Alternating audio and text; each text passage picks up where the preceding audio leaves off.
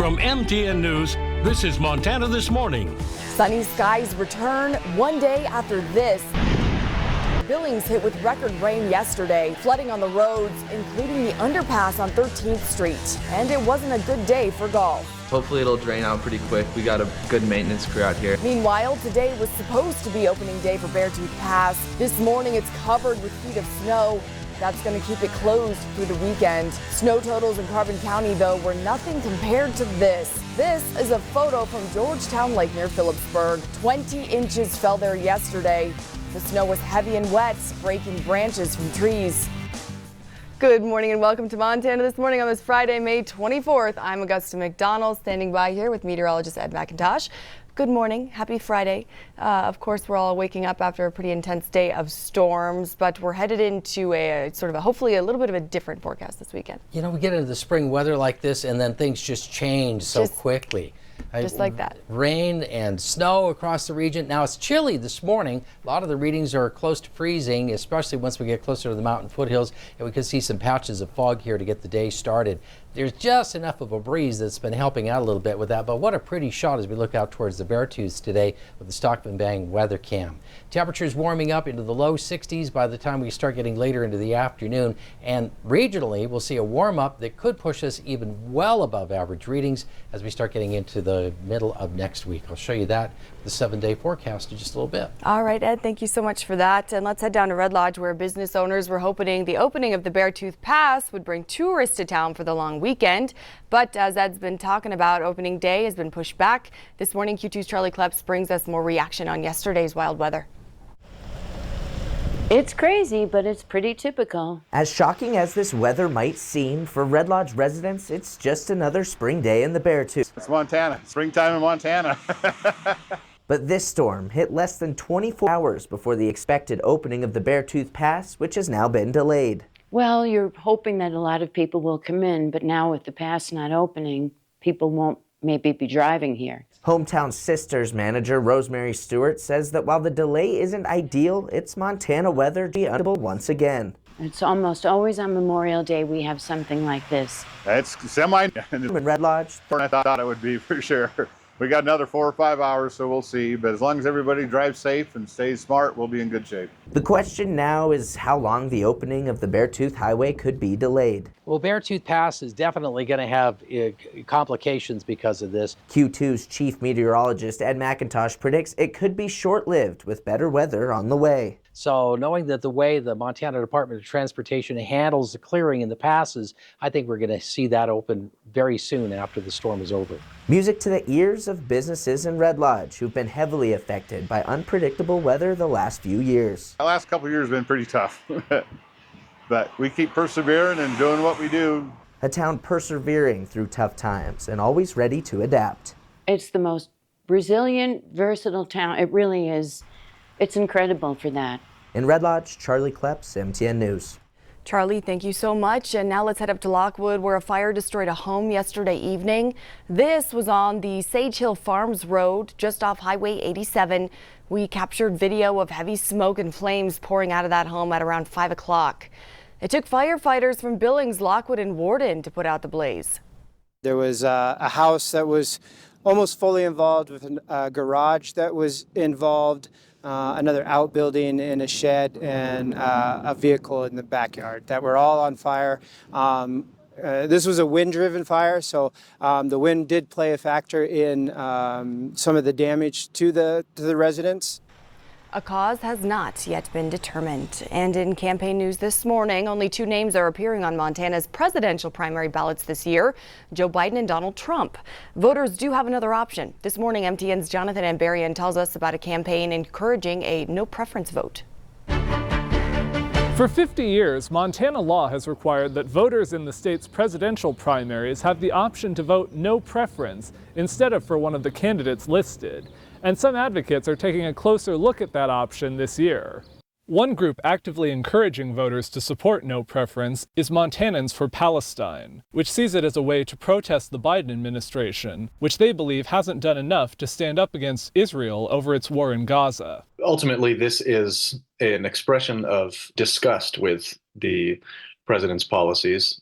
Last weekend, the group was knocking on doors in Missoula and Bozeman to get out their message. They've put out yard signs in several Montana cities. Co-founder Brendan Work says they see this as a low-risk way for people to show they're unhappy with the administration. Biden has already won the nomination pretty much. This vote is not like a vote for Trump. So it's a good way for people to express their feelings. And it's easy to do. It's right on the ballot. It says Joe Biden and no preference. And that's an easy choice for a lot of us. Work said their initial goal is to get 5,000 votes, and their higher target would be cracking 15% of the vote to allow for no preference delegates for the national convention. This follows visible campaigns encouraging uncommitted votes in states like Michigan and Wisconsin. That vote has often ended up between about 8 and 15% in Democratic primaries. Biden has won the overwhelming majority of delegates. In a statement, his campaign said, quote, "The president believes making your voice heard and participating in our democracy is fundamental to who we are as Americans." They said he shares the goal of a just, lasting peace in the Middle East. This year, Republicans and Democrats each have only one candidate listed on their party ballot. In recent election cycles in Montana, that's generally been the situation when the highest no-preference vote totals have come. Like in 2012, when no preference got 9% of the Democratic primary vote in Barack Obama's second run, and 2020, when Donald Trump was the only Republican candidate, and 6% of votes were for no preference. There's almost 448,000 absentee ballots have gone out across Montana,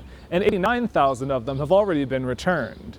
In Helena, Jonathan Amberian. Former President Trump took the campaign stage in the Bronx yesterday. He's hoping to woo Black and Hispanic voters away from the Democratic Party.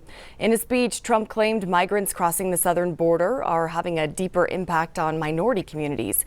Meanwhile, President Biden is out with a new campaign ad, also aimed at minority voters. It paints Trump's past dealings with Black Americans as adversarial. And in other national headlines, illegal crossings along the U.S.-Mexico border are down by more than 50% in May. That's compared to record highs reported in December. This information coming from internal government data obtained by CBS News. Border Patrol agents recorded a daily average of approximately 3,700 apprehensions of migrants so far this month. And Louisiana appears on the verge of becoming the first state in the country to reclassify two commonly used abortion drugs as controlled and dangerous substances. The new legislation is expected to be signed into law by the state's governor. It would make it illegal to possess the drugs without a prescription in Louisiana. A violation would be punishable by up to 10 years in prison and $75,000 in fines. Heading into another busy holiday travel weekend, AAA projects nearly 44 million travelers will take to the roads or skies over the next few days. But as CBS's Astrid Martinez reports, a looming storm system could throw a wrench into plans for millions. As Memorial Day weekend kicks off, travelers from all over the country face a grueling test of patience. At Los Angeles LAX Airport, Kristen and Graham Farrell say they know the drill. Everything I heard was that this was going to be an insane weekend to travel, so we tried to book everything in advance on that side and get tickets in advance just to avoid the crowds. But as millions travel for the holiday, severe storms threaten to be a problem from Texas all the way north. Despite the rocky weather, AAA predicts this will be the busiest start of summer weekend in nearly 20 years. And the TSA says it's also bracing for record-breaking numbers this season. There will be some days this summer that we will likely see 3 million travelers in our screening checkpoints across the country. Our current record is about 2.9 million. Compared to last year, hitting the road or the skies might be easier on the wallet, with overall expenses down slightly. However, vacationing this year still costs 15% more than in pre-pandemic times. Many airlines have also hiked up those checked bag fees. That could be $5 and then multiply that times 2 for your round trip, multiply that times 4 for your family of 4,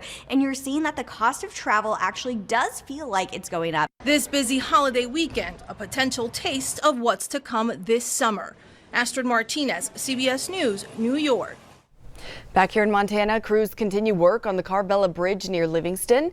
We told you earlier this week, this project is shutting down a portion of the Yellowstone River. It's a full bridge replacement. During floods in June of 2022, the entire thing was ripped off the banks. It washed downstream. But yesterday, construction crews hit a big milestone. 2 trusses are now standing, ready to hold the final bridge deck. We brought in this 300-ton crane. It came out of Houston, and it's called a VMAX, so it has a package on it that makes it into a 600-ton crane. So it's probably potentially the largest crane in Montana right now. Project managers say the new bridge will be wider and stronger. They're building it to 100-year flood standards with no limitations. Crews expect to have the bridge ready to use in about 10 weeks. A jury rejects an attempt by a Missoula man to be compensated by the state after he was wrongfully convicted of a crime.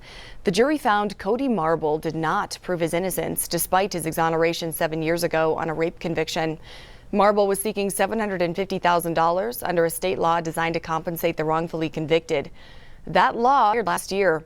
In fact, Marble's case was both the first and last test of the 2021 law. Some of you likely remember during the second